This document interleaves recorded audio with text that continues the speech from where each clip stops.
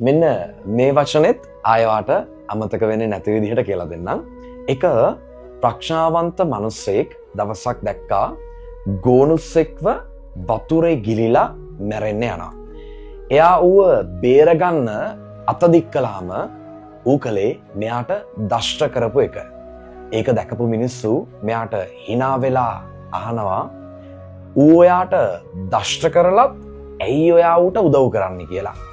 එතකොට මේ මිනිස්සයා කියනවා උගේ ස්වභාවය තමයි දෂ්ට කරන එක. ඒත් මගේ ස්වභාවය තමයි ඌව බේරගන්න එක කියලා. මෙන්න මේ විදිහට කිසි දෙයක් in return බලාපොරොත්තු නොවි ආපසු බලාපොරොත්තු නොවි අනිත් අය කෙරෙහි දක්වන පරාර්ථකාමී සැලකිල්ලට අපි කියනවා මොකද්ද? altruism කියලා. කිසිම දෙයකට ඉඩ දෙන්න එපා ඔයාගේ ඇතුලේ තියෙන මෙන්න මේ හොඳ ගතිගුණ වෙනස් කරන්න. මේ වචනේ තේරුම තමයි altruism පරාර්ථකාමීත්වය. අයවට කවදාවත් අමතක වෙන්නේ නැහැ.